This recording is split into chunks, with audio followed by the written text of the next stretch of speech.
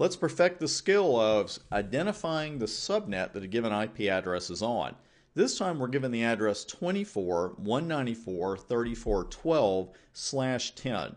So let's go ahead and break that 24 down. We know that we can't subtract 128 or 64 or 32 from 24, but we can darn well subtract 16. So that would leave a remainder of 8, which just happens to be the next number. So we'll fill the rest of that with zeros. And you got 16 and 8, 24, so we know we have that one right. Now 194, we already know if we subtract the first two here, that total is 192 with 128 and 64. So we subtract that from 194, we have a remainder of 2. Here's the thing though about that, I don't want to really call it a shortcut because you've done the conversion you need. If you want to go ahead and break the rest of this address down for practice, I think that's fantastic, especially when you're first getting started. The more decimal to binary and binary to decimal that you do, the better off you are. However, since this is a /10 network, you have gone as far as you need to go. Because now to get the subnet that this IP address is on, all you need to do is add up what you have right there. That's it. So in that case, if you chose to do that, you would have the subnet 24.192.00/10. Again, just when they give you the mask like that, prefix notation, they've already done half the work for you. And to identify the subnet, all you got to do is break it down to binary to the length of that mask and then add up what you have. Again, even on exam day, if you want to go ahead and do all of that, break the whole address down, if you're more comfortable that way, fantastic, please do that. But I do want to show you the shortest and quickest way to get that done. Let's bring over 2 more examples actually. I think I mentioned 5, but we're going to do 4 here. And this one's a little bit different. 111.11.126.5, 255, 255, 128.0. So what is that in prefix notation? What is 255, 255, 128.0?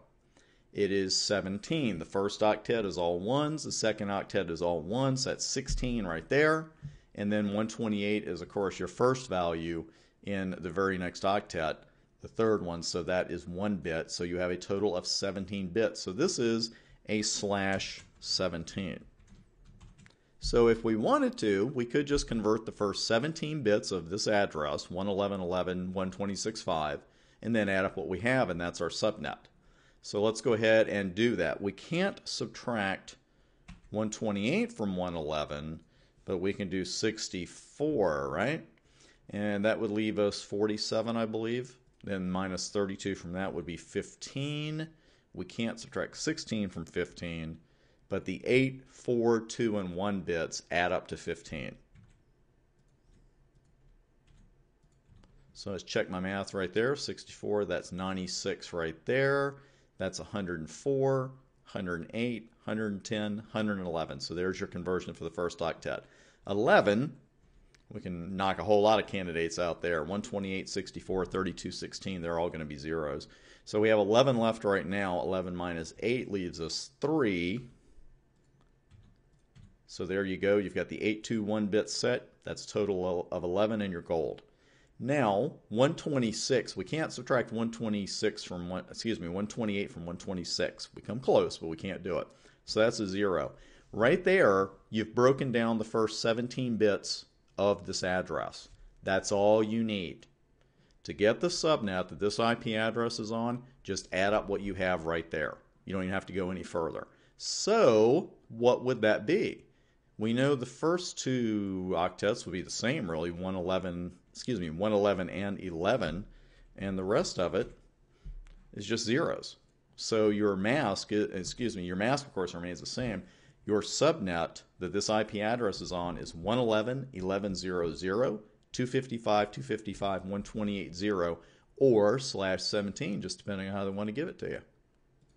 Just that simple. Let's do one more. Let's do one more together, because just as a quick reminder here, of course I'm glad you're watching the videos, don't get me wrong, but the real key to mastering this is doing it. I know we say that so often it sounds cliche.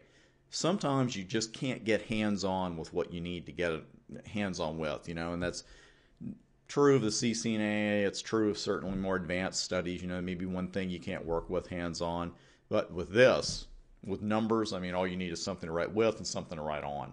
When it comes to subnetting, that's it. So this time, we've got a little extra conversion to do because we got 210, 12, 23, 45, and a mask of 255, 255, 255, 248. So let's go ahead and break these down. We can use that practice. We know the first two numbers here are 1. That's 192. So that leaves us 18. 18 minus 16 leaves us 2.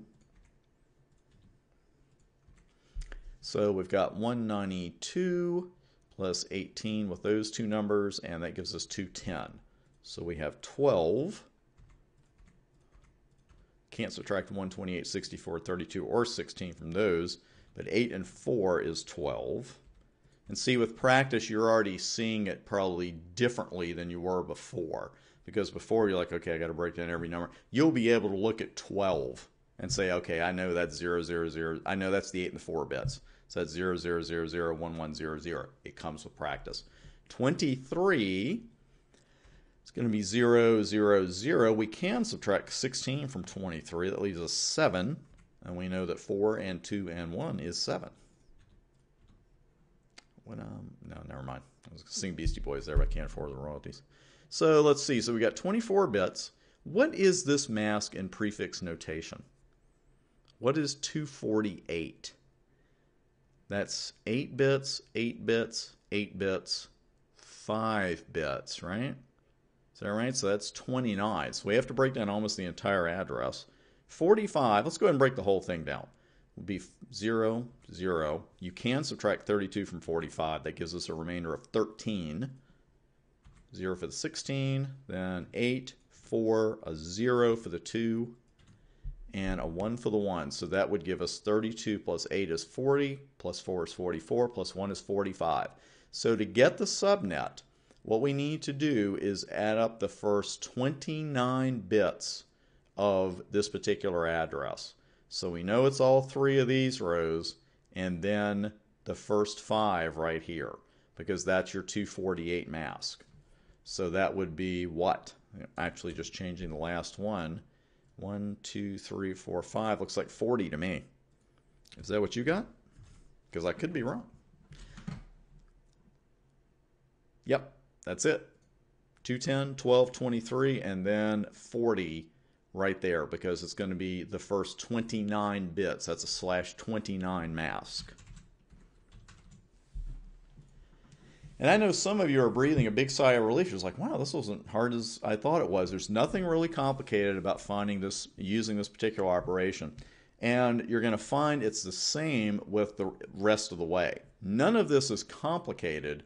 You just need a good explanation, and you need plenty of good practice. And that's the part you have to do on your own, although I've got some questions in my study guides and on Amazon, and I'll post some on the website as well for you.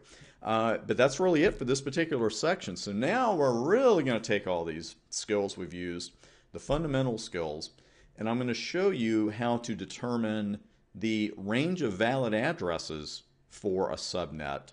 Now we know how to get the number, but we need to know the exact range and the broadcast address for a subnet, and it's going to be the same operation. So whether they ask you either one of those two questions, which I know they will, you're going to use the exact same operation to figure it out, and I'll show you that on the next video. See you there.